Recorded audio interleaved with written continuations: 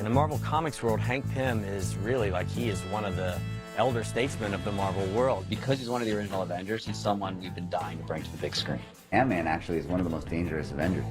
An incredibly powerful character. I can shrink, and that's actually really, really cool. It isn't like I'm this big and I have the strength of a normal person. I actually exceed the strength of a normal person. It's not just a guy in a suit who's incredible. It's a guy in a suit and legions of ants. Technology's finally caught up with the story of Ant-Man. We're able to really bring the audience down into his world in a way that's never been done before. Scott, I need you to be the Ant-Man. Michael Douglas is playing Hank Pym, who was the original Ant-Man in the original Marvel series. The guy is so good in so many good movies that, you know, you forget. I'd be in the middle of scenes and I'd just be like, oh my God, falling down, you know. Michael is amazing because Michael thrives in these sort of characters who live in a gray area. You know they're a hero, but you don't know that they're always going to make the right choice. This has been a whole new experience, and I loved it. I've never been in the Marvel world before, never done any kind of this green screen special effects, so Ant-Man was definitely a new experience. We need you. The Pym particle is a miracle, please. Don't let your past determine the future. As long as I am alive, nobody will ever get that formula. It's a 1989 version of Hank. I didn't know what anybody was talking about. They said, "Oh, this is the first day he looks like this," and so I haven't seen what he looks like present day. Ants, they can do a lot of things, but they still need a leader. Somebody that can infiltrate a place that's designed to prevent infiltration. There's a strong heist element in terms of breaking into Pym Industries' head offices and snatching and stealing the secrets that Corey Stoll's character's been working on.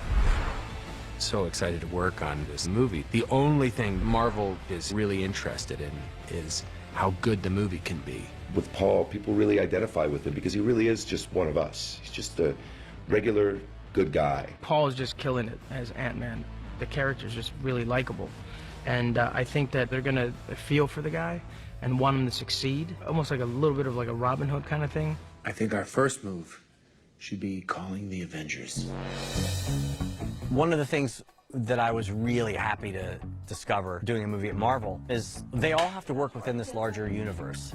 But the amazing thing is that they're all allowed and actually encouraged to have their own individual tones and idiosyncrasies. So I was really thrilled to find out that this movie is encouraged to have its own specific tone.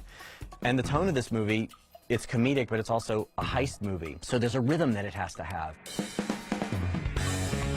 And that rhythm really affected the way I shot the movie, and then, you know, in terms of music, the way we scored the movie. A little bit of jazzy vibe to it, and also really fun. In every good heist movie, you need that moment where there's all this technical jargon flying back and forth, and the layman sitting in their seats is like, they're so smart, I have no idea what's going on, but they're gonna kick ass. I love it. It feels sort of like a Ocean's 11 movie, you know, where you've got all these different little special teams. Let's give it more heist tropes. You know, there are a couple of times where Luis has these tips about a possible thing, and the way we present it with him sort of telling the story and as this unreliable narrator and the camera's whipping around to these different people. Yeah, crazy stupid fun. Scott is estranged from his ex-wife and from his daughter, and these guys are his family in the movie. And, you know, when they come back toward the end of the movie, when he suggests, like, we might need some other guys to pull this thing off, there's such an uplift from the audience when they see the movie because you just love these characters. It's like Hawaiian pizza. You know, you take some ham and some pineapple and some cheese and you're like, that's never gonna work.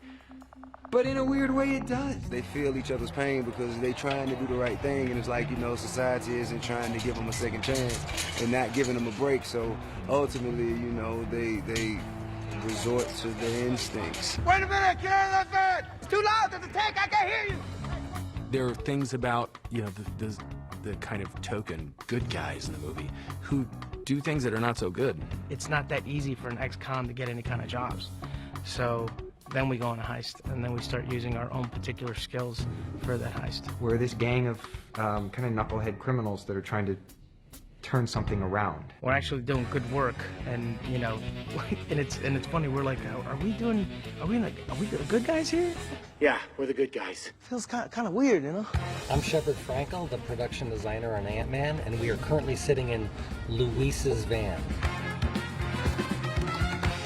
Luis is really proud of his van, but we kind of see it as a less than fancy van. Nice. Yeah, right?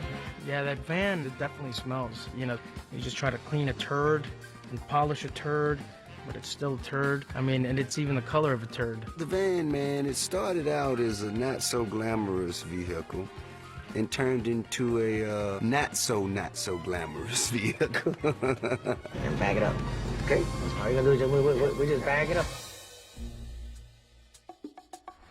Unless we break in and steal the Yellow Jacket and destroy all the data, Darren Cross is going to unleash chaos upon the world. We are at PIM Technologies tonight, and we are going to blow it up. This is the climax of our film and the setting of the big heist that pays off all the setup that we've been building throughout the entire movie. Scott Lang, Hank Pym, and Hope Van Dyne have been meticulously planning this event, and it all pays off right here. We were at the Georgia Archives building, and it was a long road trying to find a location that felt like it could be a place Hank Pym built in the early 90s, but also house all the future technologies that his protege, Darren Cross, puts into it and builds within it. The charges are safe. We've got to find a way out of here and fast. Don't worry. I'm not going to die. And neither are you. A tank, which seems like a innocuous little keychain throughout the entire movie, is going to suddenly expand in the 10th story of a giant building and careen through the side, smash into a fountain, and explode. We need a doctor! We decided we would do it as a full-size element. We built a wall that replicates the side of the building. We built basically a steel shape that's the same size as the tank. It weighs about 3 tons. We put it on the track back behind the wall, and we shot it through the wall at 25 miles an hour.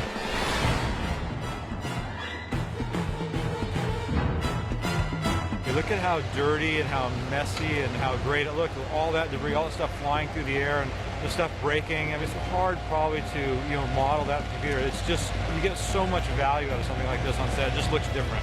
Multiple shots fired!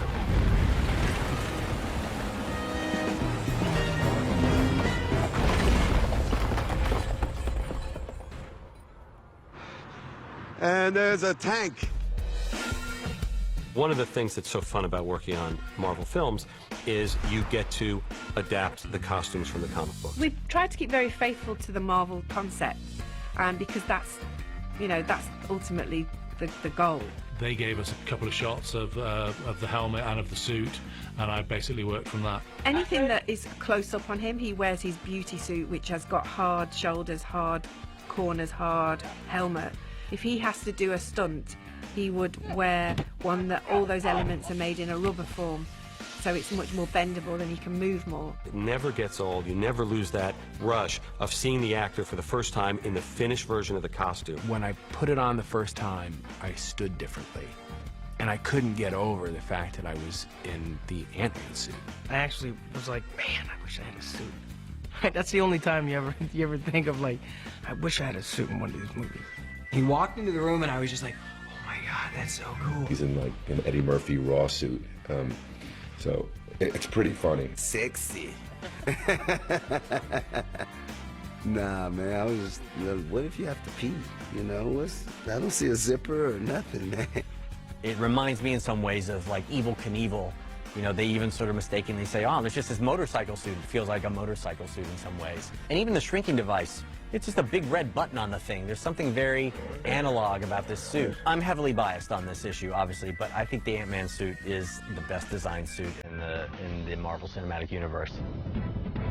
Paul was working out a lot, so we knew from his first fitting that he would lose a lot of weight by the time we got to the final suit. I think he's lost about 5.5 inches off his waist since November. From the very first frame of the movie, when you see Paul, it's like, oh wow, the Paul Rudd. That dude is chiseled. He's badass. For about a year before we started shooting, I had to stop doing anything fun and then go to the gym a lot.